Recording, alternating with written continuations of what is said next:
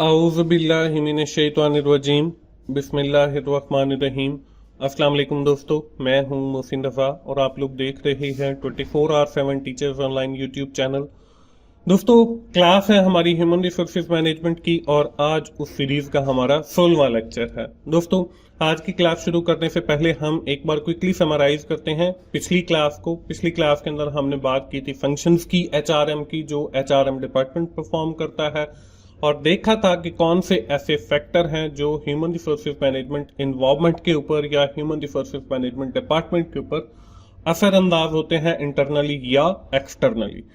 आज की क्लास की हमने बात की। आज की क्लास के अंदर हम जो एचआर डिपार्टमेंट को पढ़ते आ रहे हैं, हम देखेंगे कि कौन कौन से कंपनीज के अंदर ऐसे लोग होते हैं जो आज एचआरएम डिपार्टमेंट के अंदर काम करते हैं और उन लोगों के पास कौन सी रिस्पॉन्सिबिलिटी, अथॉरिटी या कौन सी पावर्स होती हैं। हम देखेंगे कि लाइन अथॉरिटी क्या होती है, स्टाफ अथॉरिटी क्या होती है, और देखेंगे what is the difference between the line authority and the staff authority.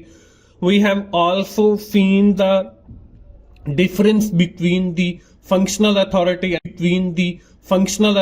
and the staff authority, and आखिर के अंदर हम ये देखेंगे कि इनकी जो लाइन अथॉरिटी है या जो स्टाफ अथॉरिटी है उनके पास कौन कौन सी जो रिस्पॉन्सिबिलिटीज हैं वो कौन कौन सी हैं, और लाइन मैनेजर और स्टाफ जो मैनेजर है उसकी कौन सी रिस्पॉन्सिबिलिटीज होती हैं।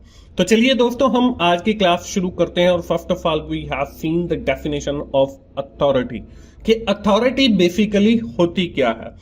Authority is the right to make decision. Authority से मुराद ये है कि ऐसे राइट्स जो आपको अख्तियार दें कि आप फैसला कर सकें, to direct the work of other, और आप दूसरों के काम को जो है वो लुक आफ्टर कर सकें, एंड गिव ऑर्डर, और उनको जो है कोई हुक्म दे सकें। तो अथॉरिटी जो है बेसिकली आपको फैसला करने की सलाहियत फराहम करती है, दूसरे के काम को देखने की सलाहियत फराहम करती है, और ऑर्डर देने की सलाहियत फराहम करती है। The early management between the two form of authority, कि हमारे पास दो किस्म की अथॉरिटी, मेन अथॉरिटी होती है। The first one is the line authority and the second one is the staff authority. हम अगली स्लाइड के ऊपर चलते हैं और देखते हैं कि इन दोनों लाइन अथॉरिटी के अंदर और स्टाफ अथॉरिटी के अंदर फर्क क्या है। फर्स्ट ऑफ ऑल हम लाइन अथॉरिटी को देखते हैं। Line authority entitle a manager to direct the work of an employ, कि वो डायरेक्टली जो है किसी भी एम्प्लॉय के जो है वो डायरेक्शन दे सके कि आपने काम ऐसे करना है और ये अचीव करना है। It is the employer employ authority relationship. ये एम्प्लॉयर और एम्प्लॉय का अथॉरिटी का रिलेशनशिप भी होता है, that extend from top to bottom, कि ये टॉप टू बॉटम, के ऊपर वाला जो है वो नीचे वाले के काम को देखेगा और उसको डायरेक्शन देगा। A line manager direct the work of employ, वो डायरेक्टली जो है किसी भी एम्प्लॉय के वर्क को डायरेक्ट भी कर सकता है और उसको डायरेक्शन भी दे सकता है, उसको लुक आफ्टर भी कर सकता है, and make certain decision without consulting anyone, और फिर उस हिसाब से वो कुछ फैसले भी कर सकता है और उसके लिए उसे किसी के साथ कंसल्ट करने की भी जरूरत नहीं है। Sometime the term line use to differentiate the line manager from the staff manager, और ये कुछ समटाइम जो है वो स्टाफ मैनेजर को डिफरेंशिएट करने के लिए भी यूज की जाती है। ये तो है लाइन मैनेजर या लाइन अथॉरिटी। अब स्टाफ अथॉरिटी क्या है? An organisation get larger and more complex line manager find that they do not have time, expertise or resources to get their job done effectively. They create the staff authority function to support, the assist, advise and generally reduce someone informal burden they have. कि जो organisation बहुत बड़ी हो, जहां पे जो operations हैं उनकी जो नेचर है वो कम, तो फिर क्या किया जाता है कि लाइन जो मैनेजर हैं उनको असिस्ट करने के लिए कुछ स्टाफ मैनेजर दिए जाते हैं, जो ना सिर्फ उनको असिस्ट करते हैं बल्कि एडवाइस भी करते हैं, और जो उनका लाइन मैनेजर का बर्डन होता है उसको भी रिड्यूस करते हैं। तो ये है बेसिकली स्टाफ अथॉरिटी। ये डायरेक्टली फिर काम नहीं करते बल्कि under the supervision of the line manager ये काम करते हैं। तो that is the main difference between the line authority and the staff authority. Line manager as a whole होता है और स्टाफ अथॉरिटी वाला जो होता है वो उसको असिस्ट करता है और एडवाइस देता है। इसके बाद हम अगली स्लाइड के ऊपर देखते हैं कि हमारे पास जो है लाइन वर्सेस स्टाफ अथॉरिटी क्या होती है। Authority is the right to make the decision to direct the work of other and give the order. Line manager are authorised to direct the workforce of subordinate. Staff manager are authorized to assist and advise line manager in completing their basic goal. HR manager are generally staff manager. क्या हमारा जो line manager है वो मैंने आपको बताया कि directly जो है एम्प्लॉइज का जो काम है उसको लुक आफ्टर भी करेगा, देखेगा भी और उनको डायरेक्ट भी करेगा, डायरेक्शन भी देगा और उनसे कंपनी के जो ऑब्जेक्टिव हैं वो भी अचीव करवाएगा। जो स्टाफ मैनेजर है वो बेसिकली जो है हमारे लाइन मैनेजर को असिस्ट करेगा, उसको एडवाइस भी देगा और उसका जो बर्डन है उसको रिड्यूस करेगा। और जो नॉर्मली एचआर मैनेजर होता है वो स्टाफ मैनेजर भी हम उसे कह सकते हैं। इसके साथ हम देखते हैं कि line manager versus HR manager responsibility, कि जो लाइन मैनेजर की रिस्पॉन्सिबिलिटीज है वो क्या होती हैं और एचआर मैनेजर की रिस्पॉन्सिबिलिटीज क्या होती हैं। In recruiting and hiring it's generally the line manager responsibility to specify the qualification employee needed to fulfill the specific position। कि लाइन मैनेजर हमें बताता है कि मुझे इतने बंदों की जरूरत है, उनकी क्वालिफिकेशन ये होनी चाहिए, वो उनका एक्सपीरियंस इतना होना चाहिए, उनके पास स्किल्स इतने लेवल की होनी चाहिए। देन जो हमारा एचआर मैनेजर है या जो स्टाफ मैनेजर है वो टेक ओवर करता है इस सारे मामलात को और वो फिर they develop force of qualified applicant and conduct the initial screening interview. वो लोगों से एप्लीकेशन इकट्ठी करता है, फिर उनकी स्क्रीनिंग करता है, फिर इंटरव्यू के लिए कॉल करता है और फिर जो अप्रोप्रिएट टेस्ट वगैरह हैं वो कंडक्ट करता है और फिर एक जो बेस्ट एप्लीकेंट होता है उसको सेलेक्ट करता है। और वो ये देख लें कि लाइन मैनेजर ने हमें बताया कि हमें इस किस्म की बंदे की जरूरत है, उसकी क्वालिफिकेशन ये होनी चाहिए, उसकी जो एक्सपीरियंस है वो इतना होना चाहिए, उसकी स्किल इतनी होनी चाहिए। अब एचआर मैनेजर ने जो है वो एक एप्लीकेशन इकट्ठी की, उनकी स्क्रीनिंग की, फिर इंटरव्यू को, फिर उनके टेस्ट वगैरह लिए और फिर वो हमें उस टाइप का एक बंदा ढूंढ के दे दिया। तो ये बेसिकली लाइन मैनेजर और एचआर मैनेजर की रिस्पॉन्सिबिलिटीज हो गई। इसके बाद हम आज की ही इसी क्लास के अंदर देखेंगे कि हमारी जो लाइन मैनेजर और जो स्टाफ मैनेजर है उनकी मेन जो रिस्पॉन्सिबिलिटीज है वो क्या होती हैं। तो पहले हम लाइन मैनेजर की रिस्पॉन्सिबिलिटीज को देखेंगे। तो ये कुछ रिस्पॉन्सिबिलिटीज हैं, इसके अंदर एडिशन भी की जा सकती है, कुछ चीजें और भी ऐड की जा सकती हैं और इसमें से कुछ चीजें माइनस भी की जा सकती हैं।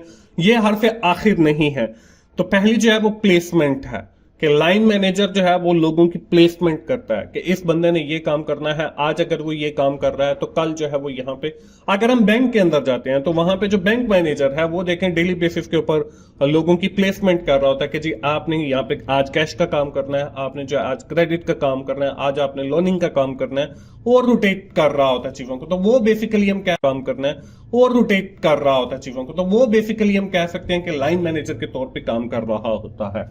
इसी तरह हम कंपनीज की जब बात करते हैं तो वहां पे भी कुछ लोग हमारे जो सुपरवाइजर्स हैं वो होते हैं, वो एज अ लाइन मैनेजर काम कर रहे होते हैं, वो लोगों की प्लेसमेंट करते हैं कि आपने जी यहाँ पे ये काम करना है। उसके बाद ओरिएंटेशन है, जब भी कोई नया एम्प्लॉय कंपनी के अंदर आता है तो उसको जो है वो इंट्रोड्यूस करवाया जाता है विद द एग्जिस्टिंग एम्प्लॉय, जो लोग ऑलरेडी काम कर रहे होते हैं, मींस टू से कि उनकी ओरिएंटेशन करवाई जाती है।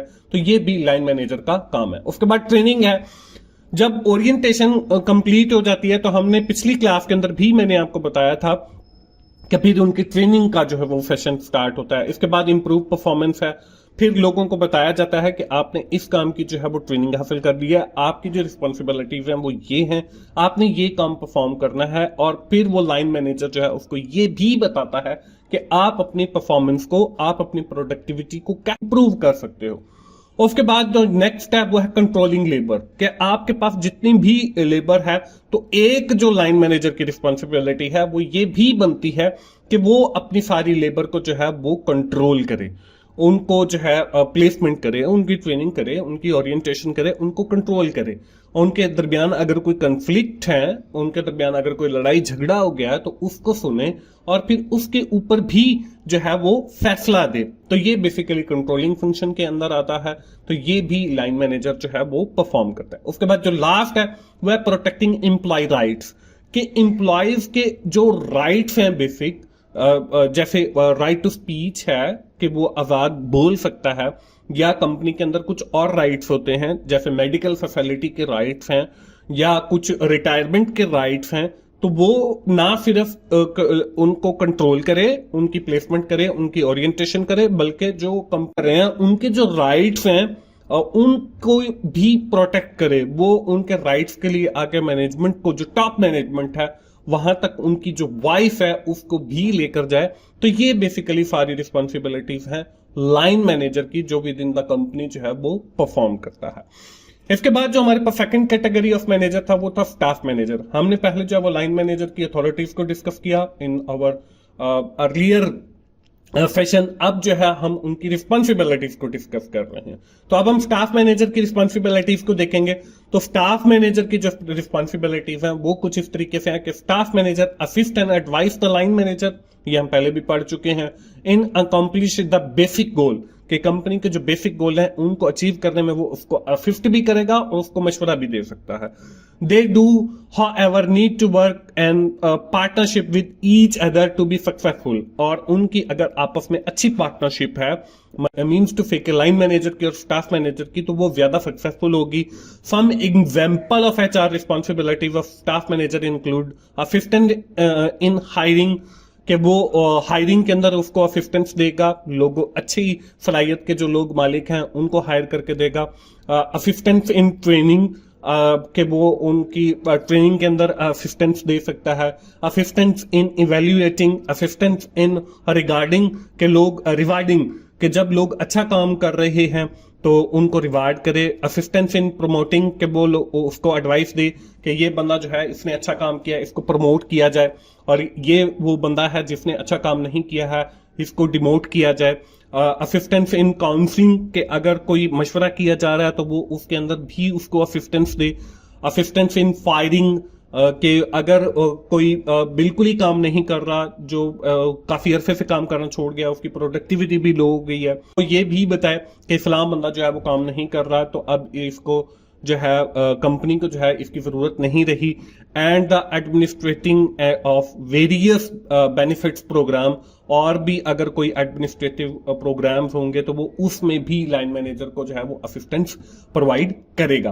तो ये बेसिकली दोस्तों हमारे पास रिस्पॉन्सिबिलिटीज हैं लाइन मैनेजर की और हमारे पास स्टाफ मैनेजर की। अब आपको समझ आ गया होगा कि क्या डिफरेंस होता है between the line manager and the staff manager. तो ये थी दोस्तों हमारी आज की क्लास, और आज की क्लास का वैसे भी टाइम हमारा खत्म हुआ जाता है, तो हम एक बार जो है क्विकली समराइज करते हैं। आज की क्लास के अंदर हमने बात की कि हमारा जो HR डिपार्टमेंट होता है उसके अंदर जो लोग काम करते हैं उनके पास क्या अथॉरिटी होती है, कितनी किस्म के लोग होते हैं जो HR डिपार्टमेंट के अंदर काम कर रहे होते हैं और उनकी रिस्पॉन्सिबिलिटीज क्या होती हैं। हमने देखा कि लाइन अथॉरिटी क्या है और स्टाफ अथॉरिटी जो है वो क्या है। उसके बाद हमने फंक्शनल अथॉरिटी को भी देखा, लाइन वर्सेस स्टाफ अथॉरिटी को भी देखा। हमने रिस्पॉन्सिबिलिटीज HR मैनेजर की और लाइन मैनेजर की क्या होती हैं उनको देखा, उनमें फर्क क्या होता है उसको देखा, और हमने देखा कि लाइन मैनेजर और स्टाफ मैनेजर की रिस्पॉन्सिबिलिटीज क्या होती हैं। तो दोस्तों